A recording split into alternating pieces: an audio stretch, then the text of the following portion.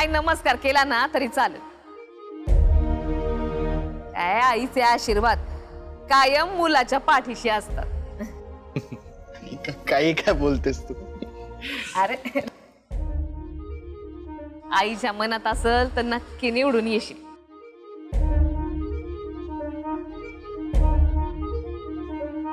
राम कृष्ण हरी.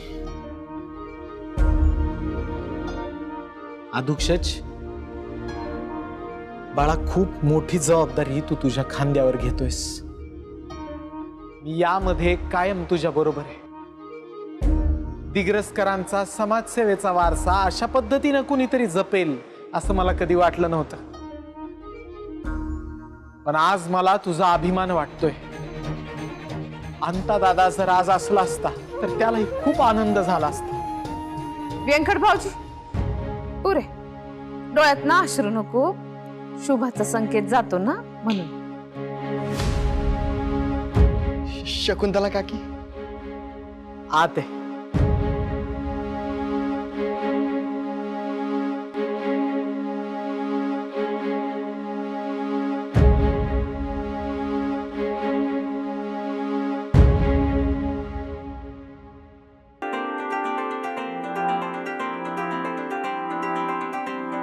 काकी काकी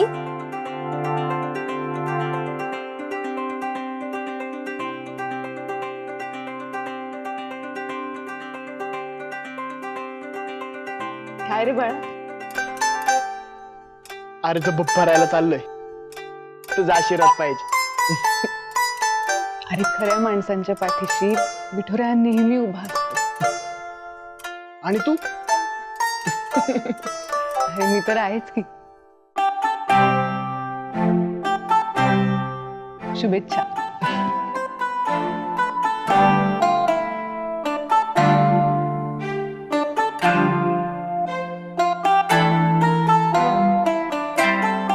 विठुराया पोराला यश दे बाबा.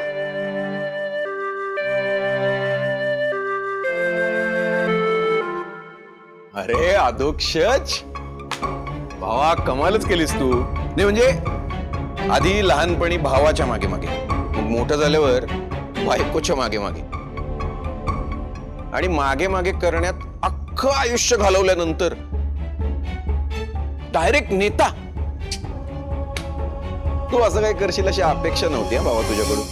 कसं आहे ना गोपाळ दादा, ज्या लोकांकडून काही अपेक्षा नसते ना तेच लोक काहीतरी करून दाखवतात. अरे अधोक्षज भावा, मी मस्करी केली, एवढं तर करूच शकतो ना मी. मोठा भाऊ आहे तुझा. सदिच्छा मोठा भाऊ सदिच्छा देऊ शकतो ना? ऑफकोर्स. अगं लहान भाऊ आहे तो माझा. जिथे जिथे तू आहेस ना तिथे तिथे मी आहे, आणि असणारच आहे.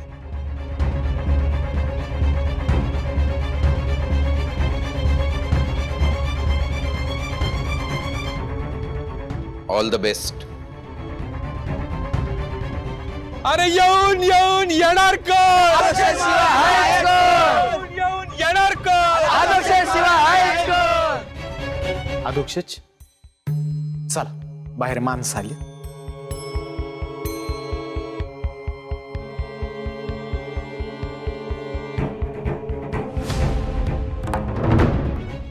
डबल गेम आहे. क्लिअर क्लिअर डबल गेम आहे हा मोठ्या भाई. एकीकडं आम्हाला सपोर्ट करताय असं म्हणायचं, आणि दुसरीकडं स्वतःच्या पोराला आणि त्या डॉक्टरला, त्या गोपाळला जोडीला उभं करायचं निवडणुकीसाठी. याला सरळ सरळ गद्दारी म्हणतात मोठ्या भाई. आणि वैतराव बोडके पाटला बरोबर गद्दारी लय महागात पडल, तुम्हाला लक्षात ठेवा. शांत शांत. उगीच नको तो विचार करून पायावरती धोंडा पाडून घेऊ नका स्वतःच्या. राजकारणात माणसानं डोकं थंड आणि जिभेवरती साखर ठेवून जगाव. अहो खड्ड्यात गेली तुमची ती साखर. राजकारणात डोकं शांत आणि तोंडात साखर पाहिजे म्हणा. हे बघा मोठ्या बाई, वयानं मोठ्या असाल तुम्ही, पण राजकारणात आम्ही सिनियर आहेत तुम्हाला, आणि त्यामुळं आम्हाला शहाणपणा शिकवायला जायचं नाही. अहो मोहितराव, वारं कुठल्या दिशेनं वाहत आहे ते तरी लक्षात घ्या. ते असंच वाहत राहिलं ना तर तुमचं जिंकणं सोडा, डिपॉझिट पण जप्त होईल. मोठ्या बाई, आवाज खाली. बुद्धीनं आणि मानानं तुमच्यापेक्षा मोठी आहे. आता मी काय सांगते ते नीट ऐकून घ्या. मी तर म्हणते तुम्ही तुमचा उमेदवारी अर्जच मागा. काय? अहो तुमच्यासारख्या लोकांपेक्षा ना दुश्मन परवडली. अहो काय काय डोकं फिरलंय का तुमचं? हा, काही काय सांगायला आम्हाला? शांत शांत, आधी गेम समजून घ्या.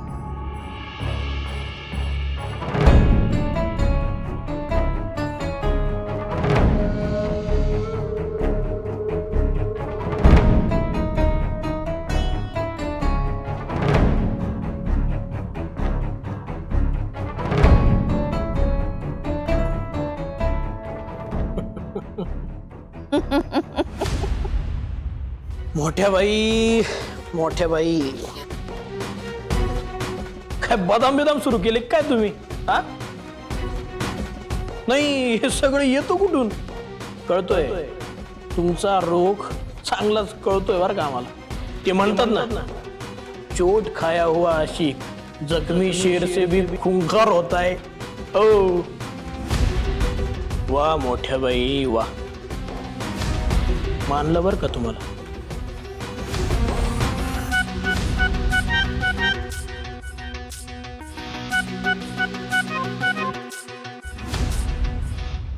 हुकुमशाहीला टाकू मोडून, हुकुमशाहीला टाकू मोडून, हुकुमशाहीला टाकू मोडून, अध्यक्ष महाराजांचा. थांबा, एक महत्वाची न्यूज आहे.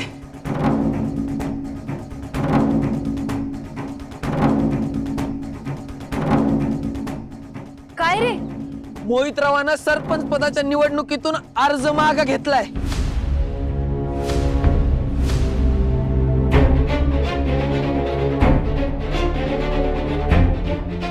अरे कसं शक्य आहे? हा, मोहितराव आता निवडणुकीतून आउट. हा म्हणजे आपला आदू बिनविरोध निवडून येणार. एक मिनिट पप्प्या, मला ही बातमी अजूनही खरी वाटत नाही. अगं इन द कन्फर्म न्यूज आहे. तरी पण हे बघा, असं होऊच शकतं. काय आहे, पराभूत होण्यापेक्षा माघार घेण्याचा विचार एखाद्याच्या मनात येऊ शकतो. करेक्ट आहे. आता आपला अध्यक्षच बिनविरोध निवडून येणार. अरे येऊन येऊन येणार येणार अरे येऊन या मोहितरावानं अर्ज असं कसं काय मागं घेतलं? ऋतुराय, मला आता वेगळीच भीती वाटू लागली. अहो दादा, औषध म्हणजे काय खाऊ गल्ली आहे का? हे खाऊन बघू, ते घेऊन बघू. मी तुम्हाला नीट व्यवस्थित तपासून औषधं दिली आहेत. ती घ्यायची असतील तर घ्या, नाही तर तुमचा आणि माझा दोघांचा वेळ वाया घालवू नका. ठेवा फोन. हाय हाय, मला सांगा डॉक्टर, तुम्ही लोक औषधं देताना असं कपाळावर आठा पाडतात का? तुमची नजर फारच तीक्ष्ण आहे. नाही नाही, तुमचा आवाज मोठा आहे आणि चेहरा पण फार एक्सप्रेसिव्ह आहे. थँक्यू. एनिवे, तू इकडे कशी काय? मी तुला भेटायला आले. काय विशेष? काल मंदिरात निवडणुकांबद्दल जे काही ठरलं, तर मी पाहिलं की तू खुश नव्हतास. ए, तू MFR केलंस का ग? म्हणजे मास्टर्स इन फेस रिडिंग. अगदीच डिग्री नाहीये माझ्याकडे, पण जवळच्या माणसांचे चेहरे वाचता येतात ना.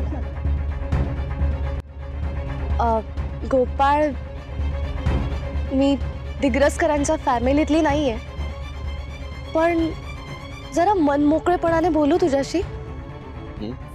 काल मंदिरात अधोक्षजला निवडलं, तर मला ना ते सगळं खूप विचित्र वाटलं. म्हणजे एका प्रसंगाने कसं काय आपण उमेदवार निवडू शकतो ना. आणि दिग्रसकरांचा मुलगा हीच जर अट असेल तर तू सुद्धा दिग्रसकर आहेस ना? अधोक्षजचा मोठा भाऊ आहेस. सर्वार्थाने मोठा आहेस त्याच्यापेक्षा. फ्रँकली स्पीकिंग, मोबाईल विकणं हा व्यवसाय, समाजसेवा नाहीये. हे बघ श्रीकला, तू करतोस ना ती समाजसेवा आहे. आय नो अधोक्षज तुझा भाऊ आहे, हे मान्यच आहे मला. पण एकदा विचार करून बघ, खरंच त्याच्या खांद्यावर एवढी मोठी जबाबदारी देणं फायद्याचं आहे?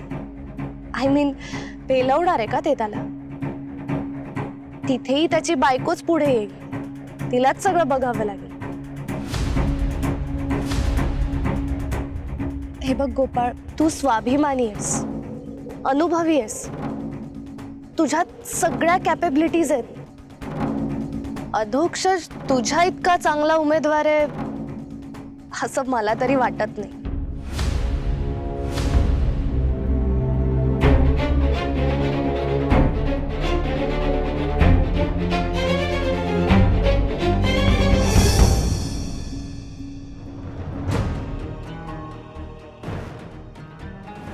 तूच योग्य उमेदवार आहेस. अगदी मनापासून वाटलं म्हणून बोलली ना.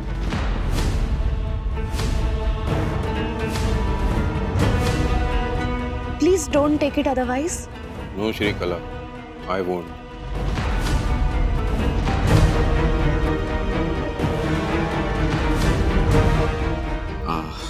आय मीन, तू काही काळजी करू नकोस. जे योग्य आहे तेच होईल.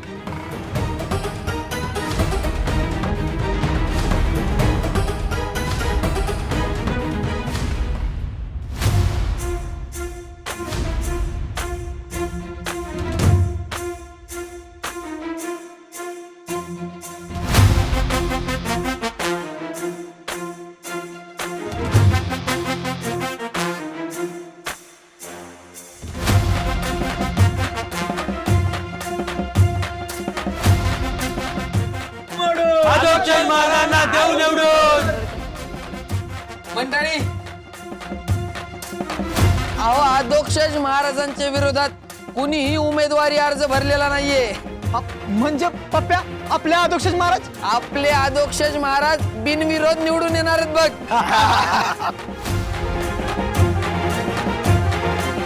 एक मिनिट पप्प्या, अरे पण असं कसं? कुणीच कसं काय फॉर्म भरला नाही रे? अगं डिपॉझिट जप्त होईल याची भीती असेल. गावचा सरपंच होणार कोण? अधोक्षज महाराजांशिवाय आहेच कोण? अरे गावचा सरपंच होणार कोण? अधोक्षज महाराजांशिवाय आहेच कोण? थांबा, शांत शांत. अजून कोणी अर्ज भरला नाही याचा अर्थ असा नाही की माझ्या विरोधात कोणी उभाच राहणार नाही म्हणून. वा अधोक्षज, अगदी बरोबर बोललास तू. तुझ्या या संयमी वागण्यामुळे तूच योग्य उमेदवार आहेस हे तू आज सिद्ध केलेस. कसं आहे बा, राजकारणामध्ये कायम तोल सांभाळून बोलावं आणि वागावं लागतं. व्यंकू महाराज म्हणूनच अधोक्षज महाराज बिनविरोध निवडून येणार आहेत बघा. हे मात्र खरं बोलले पप्पू शेठ तुम्ही. अधोक्षज महाराज तुम आगे बढ़ो, हम तुम्हारे साथ हैं. अधोक्षज महाराज तुम आगे बढ़ो, हम तुम्हारे साथ हैं. शांत व्हा, शांत व्हा.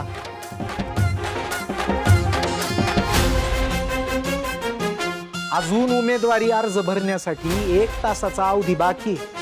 तर सांगायचं तर कुणीतरी उमेदवार यायला हवा होता. कुणीच कसं काय आलं नाही? मला तर वाटतं शेवटच्या क्षणापर्यंत असं स्थान राहील. आता कुणीतरी आलं पाहिजे गाड्या, नाहीतर आपलाच बीपी हाय व्हायचा.